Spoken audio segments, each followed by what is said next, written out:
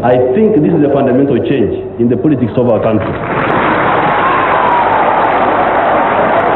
When President Yoweri Museveni made this statement on the 28th January 1986 on the steps of the parliamentary buildings as he took his first oath of office, he probably knew that it would be used as a yardstick to assess his leadership in the years to come.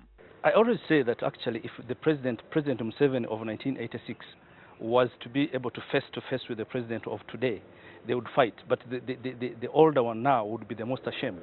So when you talk of fundamental change, you see even people who are from areas that never had access to either education or political offices or offices in public service, we've got access. So we are products of that.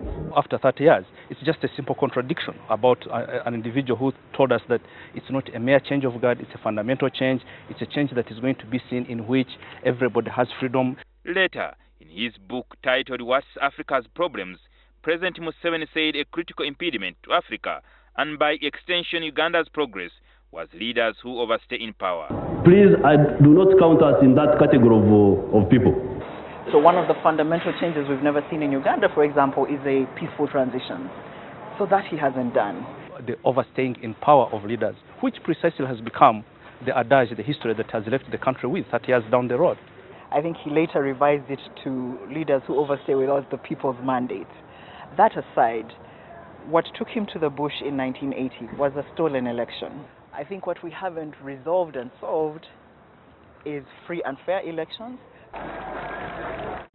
In 1986, when Museveni took over the presidency, Uganda's economy was in a limbo, with a gross domestic product at $5.8 billion. After 30 years in power, and as he embarks on another 5 years, President Museveni and the NRM government take pride in growing Uganda's economy to more than $27 billion in GDP. Now, there is a big difference. So as we talk today, at that time, the people going to school, the number was small. Right now, the number has gone up. When we compare the number of universities we had then and the number of universities now, the number has gone up. You owning a car which you had never owned, if that is the transformation of the economy, it has transformed. But if you go deep into the generalization of everyday life of Ugandans, has it improved? No. He's built it up progressively, so there are some things that have been done. Universal primary education, that was fundamental. Never mind the way it's been done, but in terms of accessing education universally for children in Uganda, that was fundamental. More people have graduated, but that has not been commensurate to the availability of jobs. In his acceptance speech after swearing in 1986, President Museveni said Ugandans should not die of preventable diseases. We see a leader who, while there was change, seems to be retracting that change. You remember during the campaigns, the issues that we're having, whenever any opposition member visited any of the health centers, it became a point of contention that the government would rush to go and repair them. And I think it partly speaks to our priorities. When we look at our budget,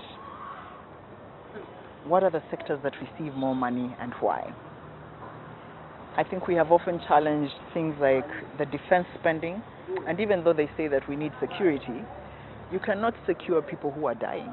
Under Museveni, the women's movement has made considerable gains, with more than 112 women in parliament on the affirmative action ticket.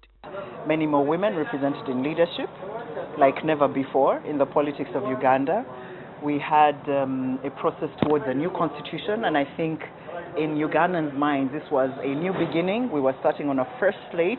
But whether this has emancipated a Ugandan woman, lawyer and activist Jackie Asimwe says the debate rages on. It's not just about instituting affirmative action and then saying tomorrow let's scrape it. No, it's that what else are we doing to ensure that that historical imbalance never happens again. But as we talk today, even what used not to happen during the time of the colonialists, when Karamoja didn't have peace, as we talk now, there is peace in most of parts of the country. It's what the voting that he gets, because people, the elderly generation will say, at least we sleep.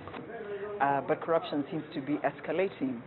So, and on that he keeps promising, year after year. I remember in 2011 he said this time he was for sure. That notwithstanding, critics argue that UPDF deployment in neighboring countries like the DRC could have left President Museveni with more enemies than friends. Of course, what has happened is that we have been too much of making this country a security apparatus country that exports security across borders.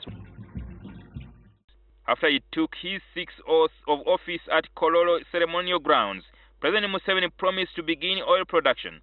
But whether this will deliver his dream of a fundamental change and taking Uganda to a middle-income country, only time will tell. Jingo Francis, NTV.